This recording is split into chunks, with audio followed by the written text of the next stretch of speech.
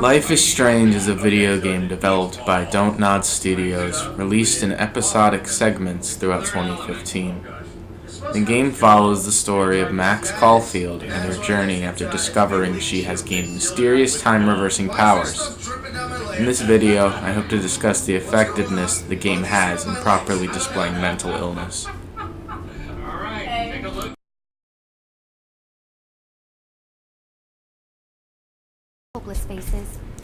The mechanics in Life is Strange allow for a more narrative and storyline-driven form of gameplay that can really frame the issue the developers were trying to represent. The rewind effect allows the player to explore many different conversation trees, with characters that offer a deeper exploration into their thoughts and actions. This also brought something out of me that I didn't kind of expect, as at moments I would desperately try to rewind the game over and over to save certain people because I genuinely just felt awful about it. There was even a moment with a bluebird that smacks the window and dies, and after I saw that I spent quite a while rewinding over and over to make sure that it survived. As well, rewinding allows us to look into the physical world of some of these characters, while still being able to reverse time, as to not develop that interaction into the story.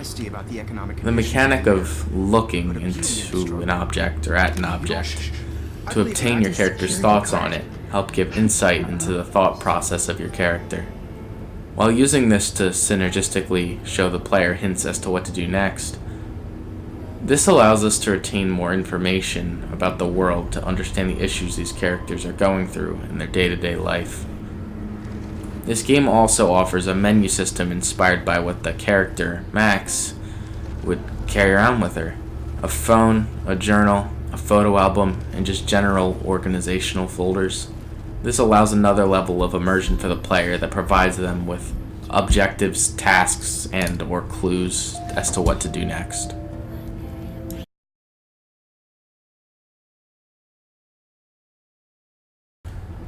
During the beginning cutscene of Life is Strange, Max, the main character, is faced with a vision of a large, apocalyptic tornado that seems to be destined to take out the town of Arcadia Bay.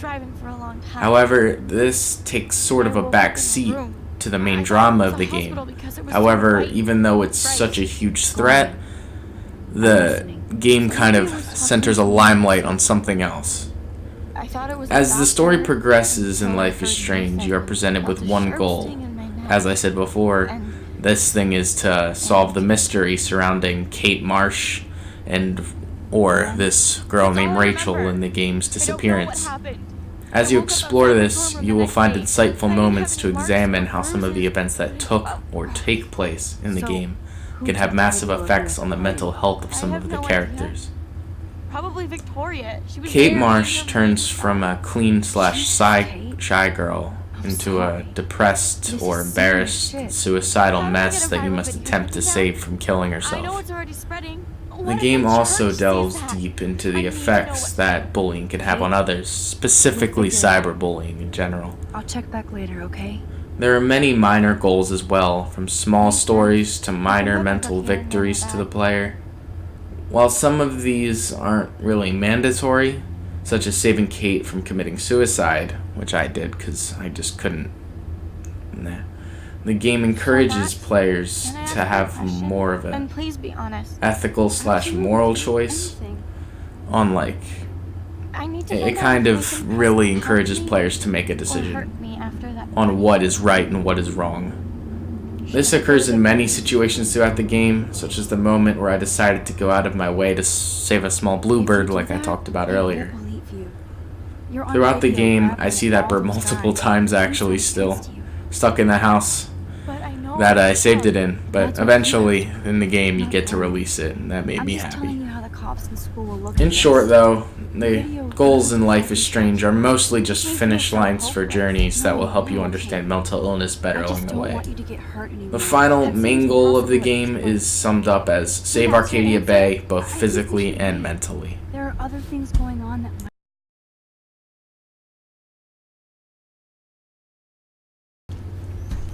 The tasks in Life is Strange are mostly given to the player in mission-based narrative sequences that the player can follow along with. In many cases, these just involve collecting items, finding something or someone, or to persuade/gain information from others. A couple examples of this was one mission where you would spend the mission, finding and collecting 5 bottles around a junkyard for the main character and her friend Chloe to shoot. There are also examples of kind of background lore type of missions for player interest. There was one where you can use your detective skills as a character to find what happened to someone's missing cat photos. I never completed that, however I wanted to. But many of these types of missions are littered throughout the game behind the main narrative story. These are good because they can really help build character interaction and help you learn more dimensions to the personalities of all the different characters and background characters, because there are a lot of characters in the background that aren't really included in the main story, and having these little missions littered throughout to connect with them allow you to see more of their personality.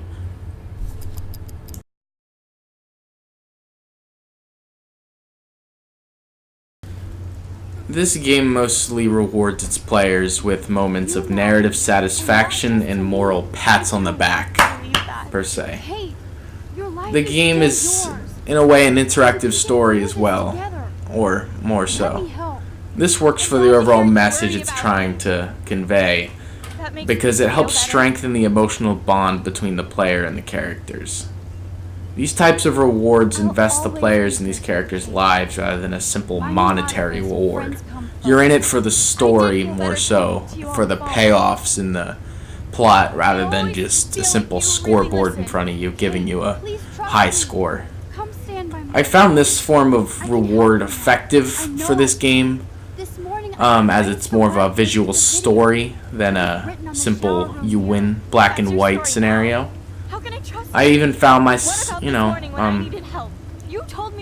finding myself doing things like just for the sake of wanting to do what feels right, because I wanted to feel connected to these characters in the world rather than just, hey, I won.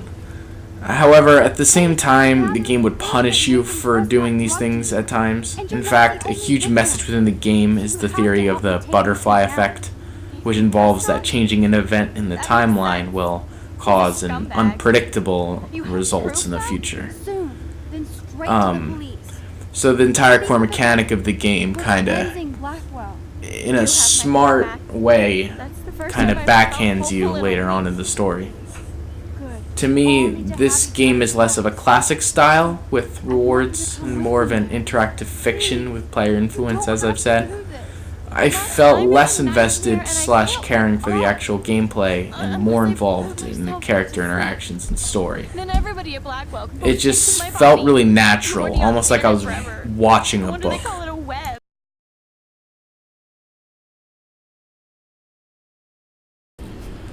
Most of the challenges that will appear in Life is Strange involve moral and/or ethical decisions based on other characters. However, these choices usually aren't just black and white. They almost always fall into a gray area due to the overlying theme of the butterfly effect within the game. A decision that you may think is right now by changing the past will most likely mess up the future in some way. There are obstacles, however, like quite literal rather than pretty vague moral ones, such as just deciphering and solving puzzles in the game. These take place when trying to solve the mysteries of what happened to Rachel Amber.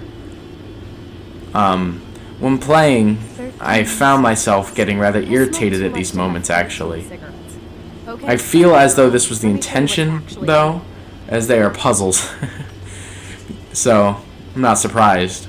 But I actually kind of want to testify against these, despite the way they are supposed to be difficult, because when playing, I was so irritated with these moments that I just gave up early on them and researched how to do them rather quickly. This mostly was due to the fact that I stopped seeing the game as a game at one point, but rather as a book or a story that I couldn't proceed in. I got irritated rather fast at this because I just wanted to know what happens. I was so invested in the story rather than the gameplay that I just cheated through it to see what happened next. The main challenge, though, of the game, as before, is the moral choices. These really help kind of drive the characters and the player. So this is me telling you In, what's inside like, your kids. it adds the necessary conflict in the game to make it interesting while using that conflict at the same time to drive out the personalities of other characters so you can really see all their dimensions and sides. A decision that you might think is right will, to somebody with a disorder in their head or going through something that we don't know, will react completely differently than what we might expect. How much do I have? And sometimes you just have to really look at them and understand why they're acting that way, rather than just assuming that you're right. Not everything you do might be the right decision. That's a pretty strong overlaying theme in the game. Also, due to the core mechanic of the game, time reversal, most challenges become a short matter of just simple rewinding. I want to make the argument that this helped the game, as keeping the difficulty down in a game that is meant to display something in a narrative sense is good for storytelling, while still keeping the player engaged so they don't get irritated and quit early from boredom. Not bad, Super Max.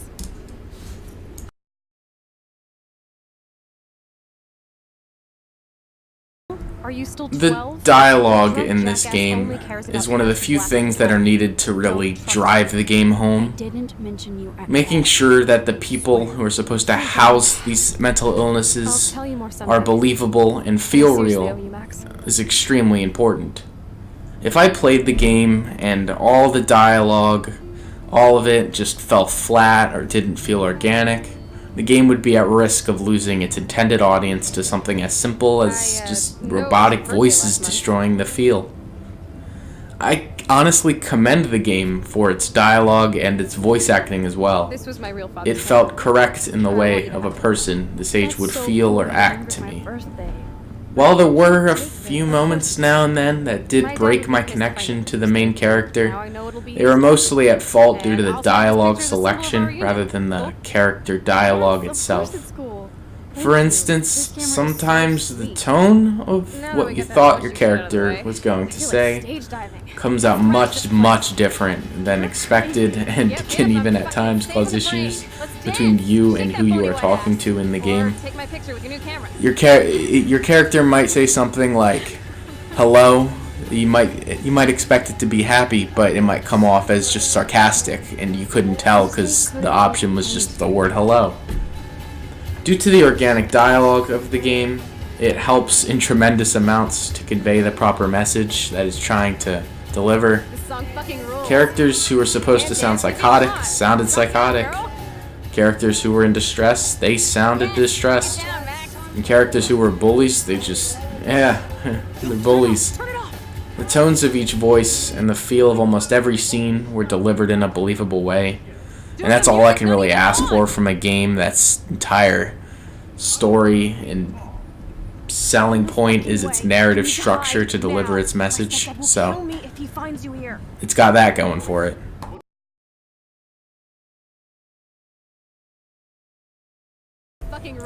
Keeping a realistic visual setting in the game while breaking into madness in the dream sequences can really display how much torment the mind can be for a person.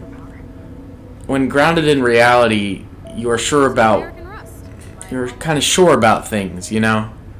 You know what's going on. But the second your mind takes over and everything is gray, and in the mind of the main character in this game, you just see a giant, massive tornado about to blow up your town, it can be terrifying. Sometimes that's in your head, or what's in your head. It just doesn't feel like home. Your head is supposed to be the closest thing to home that there can be. It's where your most valuable thing is. You. I also wanted to note something about the nightmare sequences in Life is Strange. Especially towards the end game when you have to find your way back to Chloe Price while being completely unconscious. comes off as the most confusing, trapping, and claustrophobic moments I have played so far in any video game. I know. It honestly felt like I was trapped in the mind of my character. It was, So badass. I just wanted to get out of there as quick as possible. You're back. As well, keeping a realistic art style can really help a game with this type of intended purpose. Keeping the general style in a very realism-grounded tone helps the player to relate more and more to the characters through use of identification.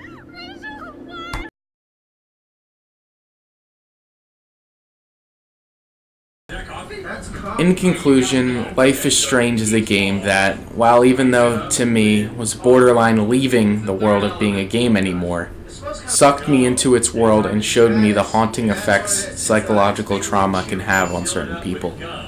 Even after finishing it, I felt as though I was affected mentally.